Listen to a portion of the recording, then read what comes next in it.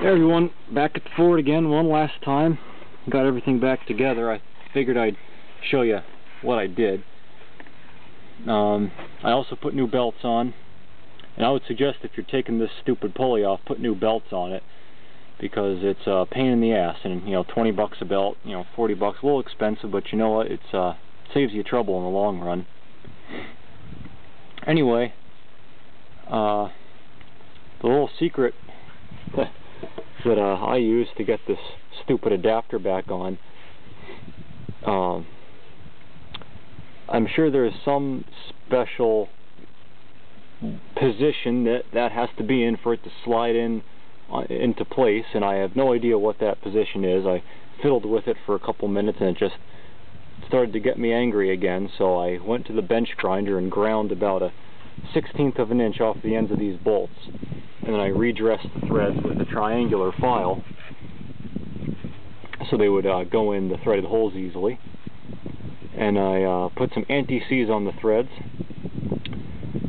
put them into the spline shaft adapter, and then I dropped the adapter into its position. It was a little bit stuck. It wouldn't quite go in, and I wasn't about to be gentle with it, so I took my crowbar and I hit it until it went in, and sure enough it went in. And then I threaded them into the holes by hand and used the crowbar against the pulley here to turn the motor over about a half turn one way or the other to get access to all the bolts. Tightened them down good and tight. Also, backing up a little bit, that bolt, that flathead bolt thing that goes in the center of the hub, right in there, I cleaned up the threads real good. I tried to clean the threads inside the crankshaft, but I couldn't really get to them. But I cleaned up the threads and I put some blue Loctite on them, and I tightened it down with vice grips. I didn't grind a wrench flat because I didn't want to take any material off the head, so I just tightened them down real tight with a vice grip. And now the pulley's nice and stiff and sturdy. It's not moving at all. And again, I just cut down these bolts so it slid in. I tell you, 1/16 of an inch, that's all I needed. And if I had a 1/4 inch, I wouldn't have even had any trouble at all. This axle mount is what I'm calling it, axle carrier. If this was just a 1/4 inch longer this way, if this mount was just a 1/4 inch towards the front, you'd have all the room in the world to get in there. Oh well, it goes to show you, things back in the day, they may have been built well, but they weren't necessarily designed well. Anyway, so that's that. I'm waiting for the new coupling and a new spline shaft to put the pump back on. And I'll probably put the same fluid in. It looks pretty clean. You know, the reservoir, here's the reservoir, it's part of the loader frame.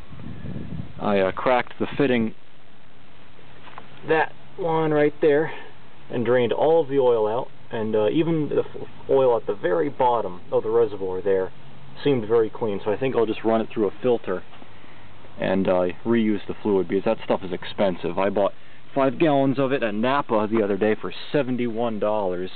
That was sticker shock. First time I bought 5 gallons of oil 2 years ago, it was $35 up in Vermont.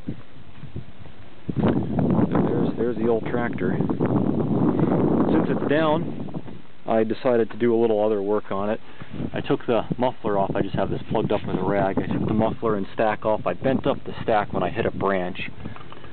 Actually, I didn't bend the stack. I bent the, there's a turnout, the pipe comes over, then it turns out, and then it turns again and goes up.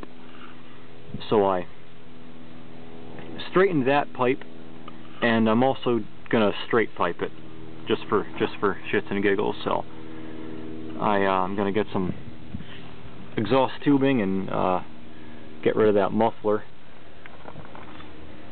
And one last thing, the pulley on the power steering pump right in there, that was wobbling. It was off on its shaft, so it was wobbling around. It was tight, but it wasn't square to the shaft. I tried to get the pulley off. I was going to get a new pulley, but I looked online. I couldn't find a new pulley anywhere. And I couldn't get the pulley off anyway, so I was like, you know what, I'll just hit the pulley with a hammer until it's straight. So I tapped it and spun it around by hand, and it looks pretty good. At least it's a lot better than it was. So that's that. I still got to fill this up with fluid, actually, since I took this off.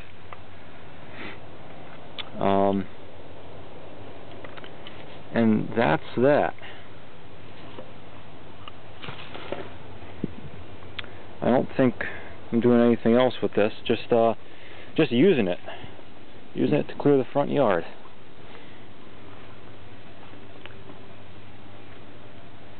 And there she is. Maybe I'll do another video of this soon. Show me driving around digging some dirt or something. Anyway, that's it. Thanks for watching.